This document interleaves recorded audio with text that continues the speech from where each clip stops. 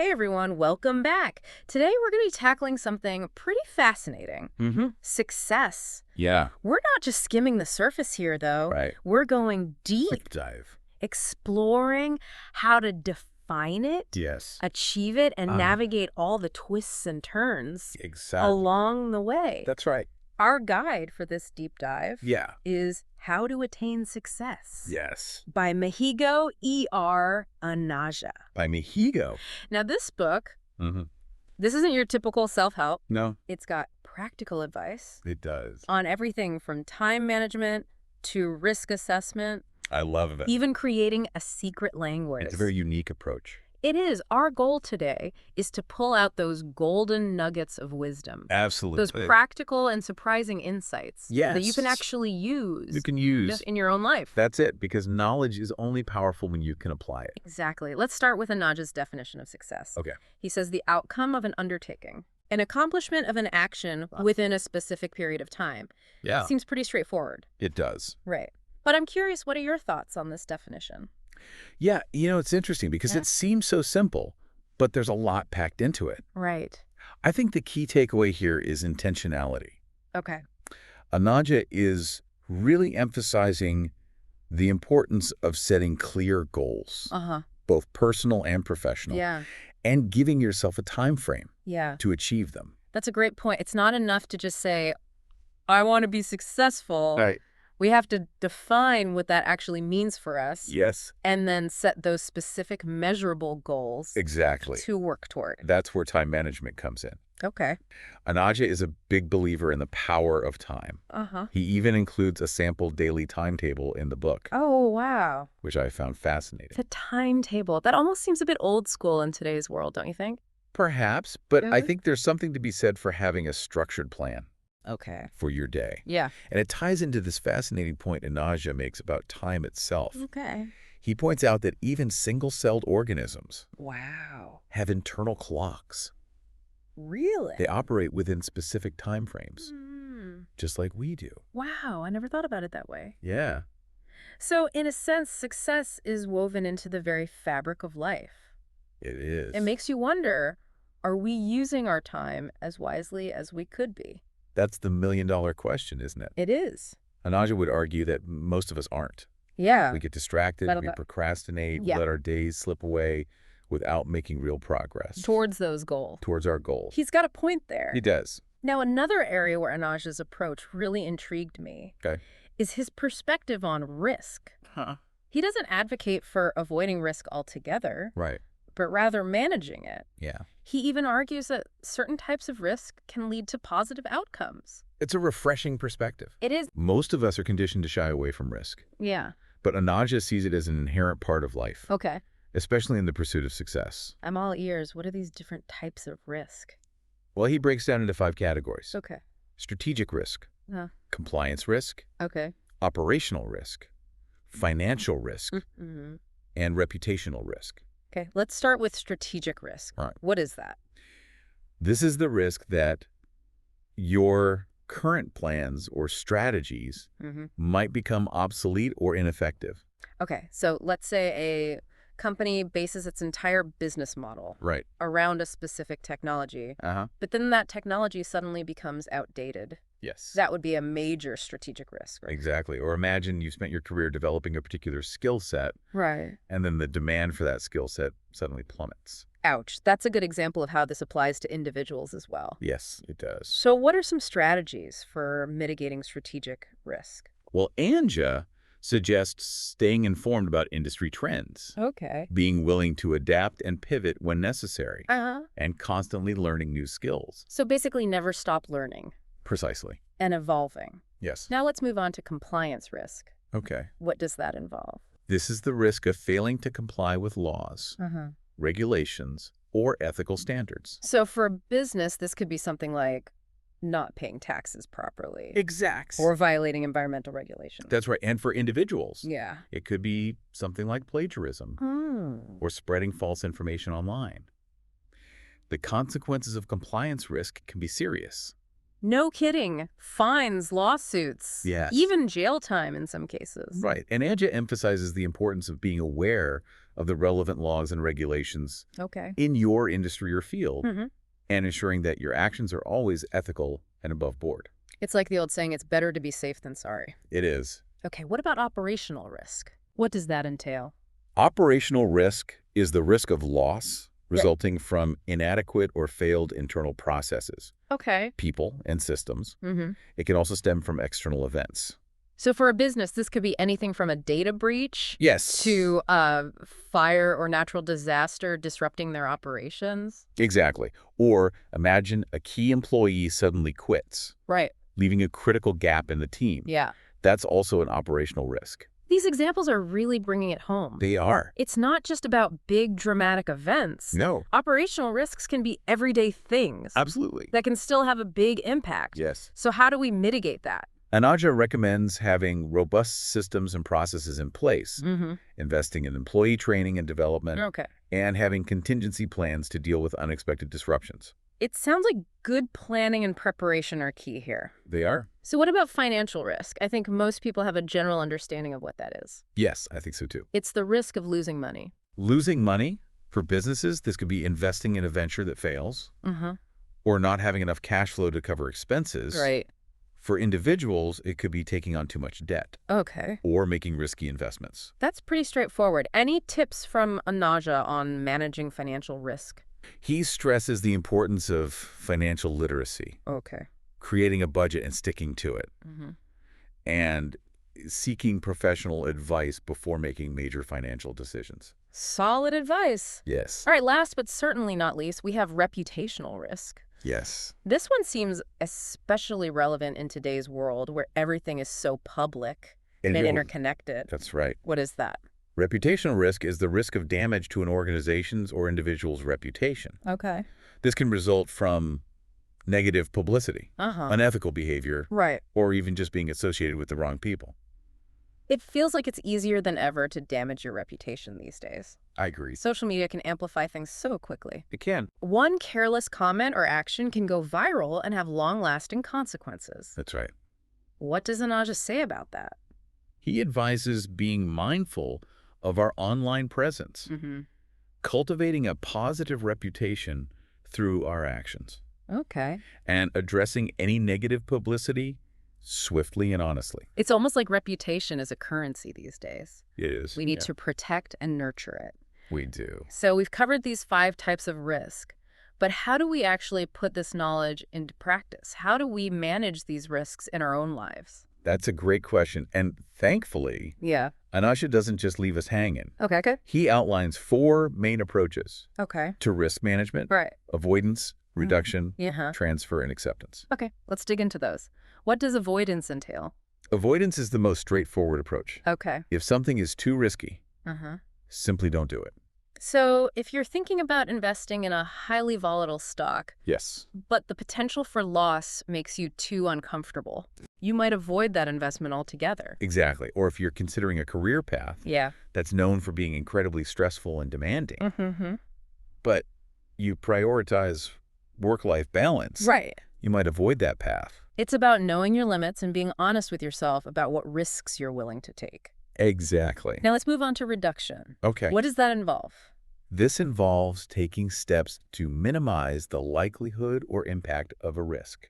So for a business, this could mean implementing strong cybersecurity measures to reduce the risk of a data breach or diversifying their investments Right. to reduce their exposure to financial losses in any one area. Those are great examples. And for individuals, Yeah.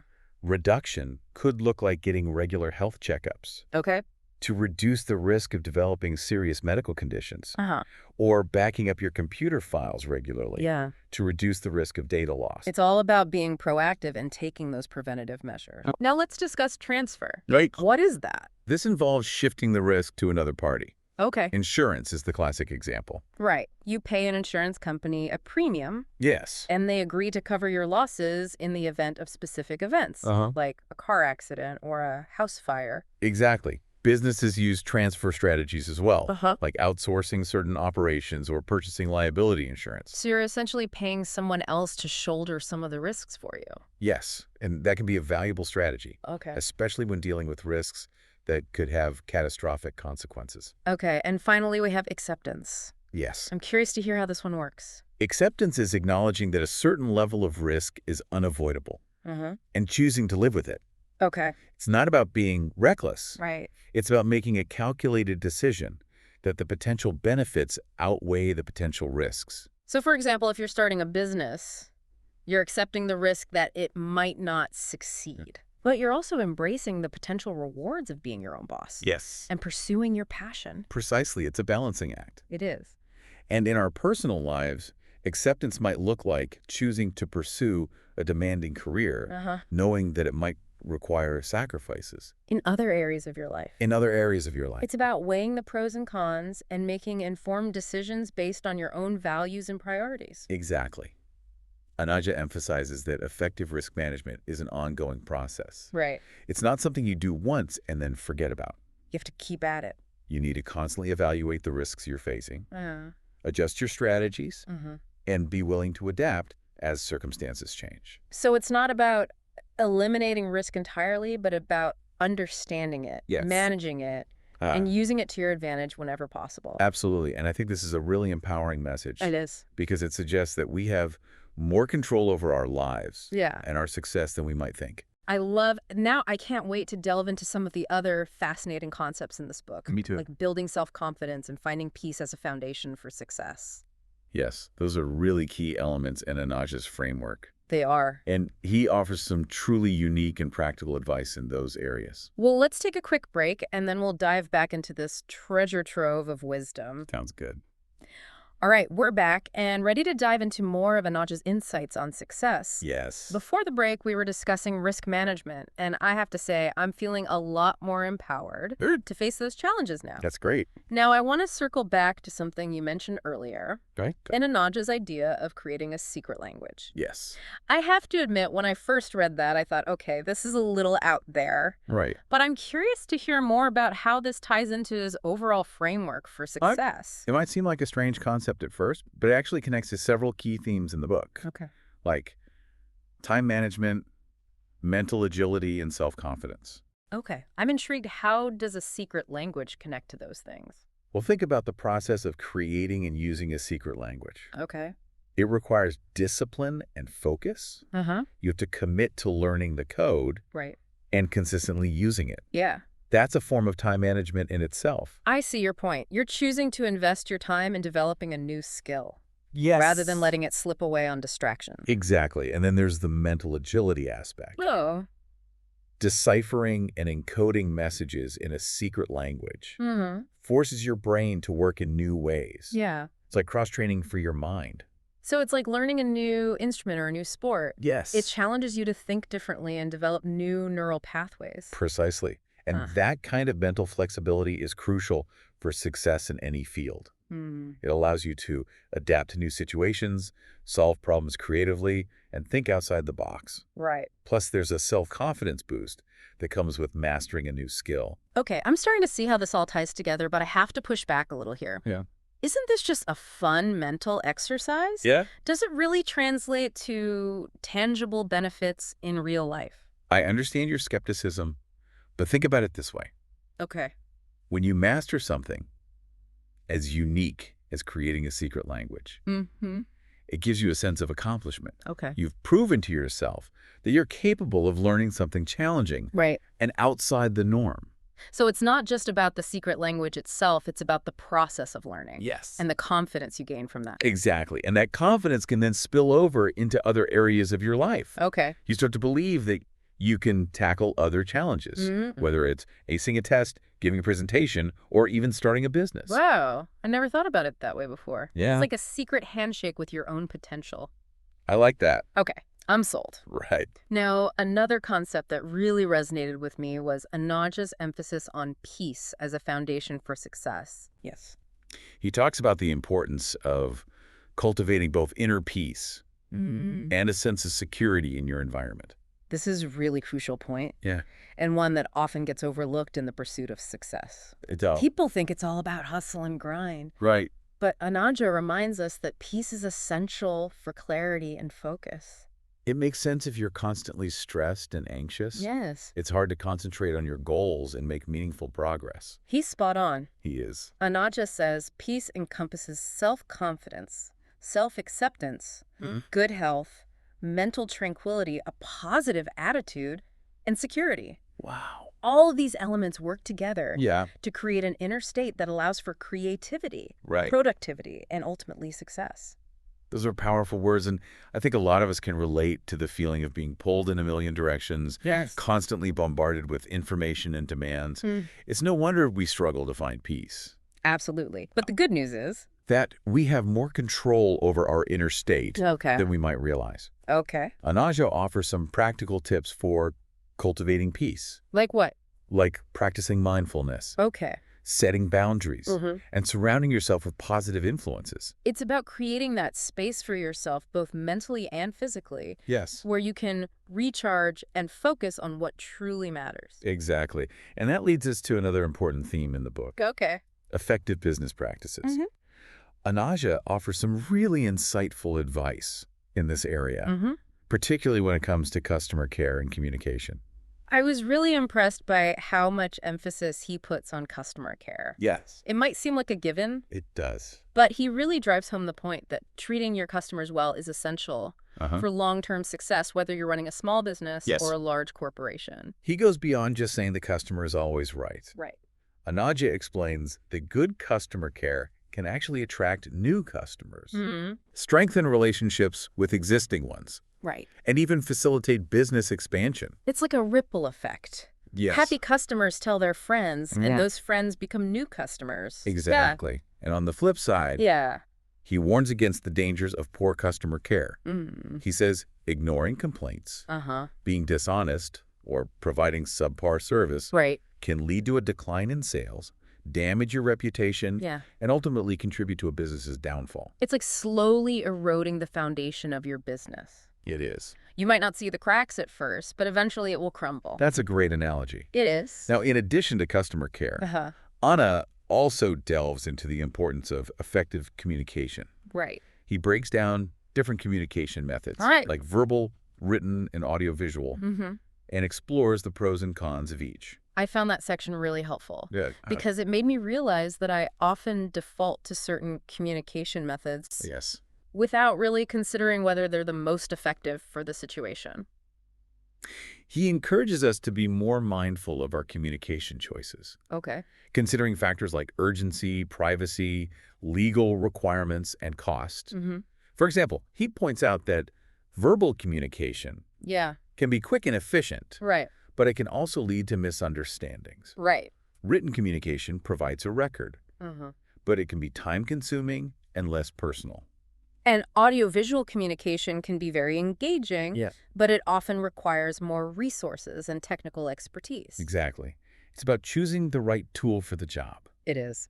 And this is where Anaja's emphasis on critical thinking comes into play again. Right. He encourages us to carefully consider the context and choose the most effective communication method for each situation. So it's not just about what you say, but how you say it. Exactly. Now, there's one more point I want to highlight from this section. Okay.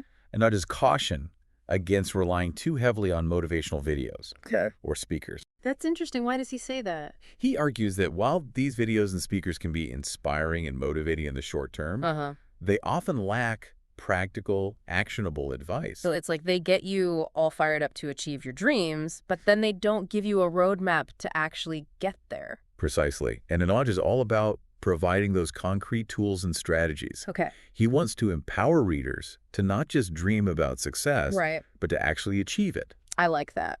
And he doesn't shy away from challenging conventional wisdom along the way. He really encourages readers to think for themselves, doesn't he? Absolutely. He even says that it's okay to question the advice you receive from others, to think critically and make your own decisions based on your unique circumstances. It's about taking ownership of your journey and trusting your own judgment. Exactly. Yeah. And that's a message that resonates deeply with me. It does. There's no one-size-fits-all formula for success. Right. Everyone's path will be different. It's about finding what works for you. Yeah. Adapting strategies to your strengths and weaknesses, and constantly learning and evolving along the way. Beautifully said. Thank you. And speaking of personal journeys, Yes. I think it's time to talk about Anaja himself. Okay. He shares quite a bit about his own path to success in the book's final section, a message from the author. Yes, I was really moved by his story. Me too. He talks about his own struggles with learning Oh, yeah. and how he developed the very strategies he outlines in the book Yes. to overcome those challenges. It's a truly inspiring story. It is. He says, in 2018 in the classroom, I was just like a very slow learner. Wow. I can work hard and hard using all my effort, but I could always fail. It's hard to believe that he was once a struggling student. I know. He's come so far. He was determined to change his situation. Yeah. So he started experimenting with different approaches to learning and time management. Right. And eventually he found what worked for him. It's a great reminder that success is often a journey of overcoming obstacles. Yeah. Not a straight line to the top. Exactly. And he ends the book with these words. Read this book carefully. Follow all the steps and trust the process. Wise words. It's about having faith in yourself and the journey. It is. Even when things get tough. Absolutely. And I think that's a perfect segue into one of the key concepts we haven't discussed yet. Okay. Self-confidence. Let's dive into that. Okay. What does Anaja have to say about building self-confidence? Well, he starts by challenging the common misconception that self-confidence is something you either have or you don't. Okay. He argues that it's a skill that can be developed and nurtured over time. I like that perspective. It's empowering to think that we can actually build our own self-confidence. Exactly. He provides some specific strategies for doing this. Okay. Like what?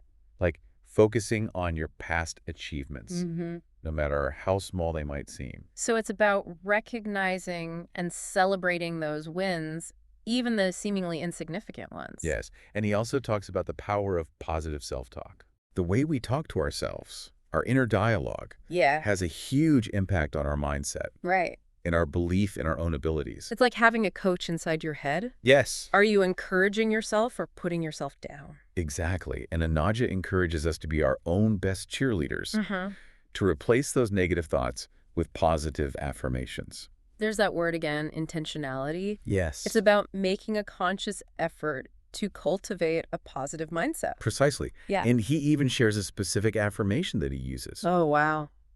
I am good. Okay. I am able. I am a winner. I have to admit, when I first read that, it felt a little cheesy. Right. But I can see how repeating those words, even if you don't fully believe them at first, can start to shift your mindset over time. It's about rewiring those neural pathways. Okay. Replacing those negative self-beliefs with more positive and empowering ones. It's like planting seeds of self-belief and nurturing them until they blossom. That's a beautiful analogy. Thank you. And I think it captures the essence of Anaja's message about self-confidence. Right. It's not something that happens overnight. No. It's an ongoing process of growth and development. And it's something that we all have the power to cultivate within ourselves. Absolutely. Now, before we wrap up this section, I want to circle back to something we touched on earlier. Right. The importance of finding peace as a foundation for success. Yes. Anaja argues that these two concepts are inextricably linked. I'm curious to hear more about that connection. Okay. How does inner peace contribute to outer success? Well, think about it this way. Okay. When you're at peace with yourself, when you're not constantly battling internal turmoil and stress, you have more mental and emotional energy to devote to your goals. It's like clearing the clutter from your mind. Yes. So that you can focus on what truly matters. Exactly. And when you're feeling calm and centered, you're more likely to make sound decisions, to think creatively, and to persevere through challenges. So peace isn't just about feeling good. No. It's about creating the optimal conditions for success. Exactly. It's about cultivating that inner strength and resilience that allows you to weather any storm. Absolutely. And Anaja reminds us that peace is not a passive state. It's not. It's something we have to actively cultivate through our choices and actions. It's about creating healthy habits, setting boundaries, and nurturing our mental and emotional well-being. Exactly. It's about prioritizing self-care and making sure that we're filling our own cups so that we have something to give to the world. Beautifully said. You know, as we're talking about this, I'm realizing that so much of what Anaja teaches boils down to one key concept. What's that? Taking ownership of your life. That's a brilliant insight. It is. It's about taking responsibility for your choices, Yes. your actions, and ultimately your success. It's about recognizing that you have the power to create the life you want, even if it means challenging conventional wisdom, forging your own path. Right. and even creating your own secret language along the way. I love that. And I think that's a powerful message to leave our listeners with today. I agree. But before we wrap up this incredible deep dive, Okay. I have one more question for you. Right. Anaja observes that many motivational speakers declare succeeding is possible, Uh-huh. but few explain how. Right. So what do you think is the most important factor for achieving success? That's a great question.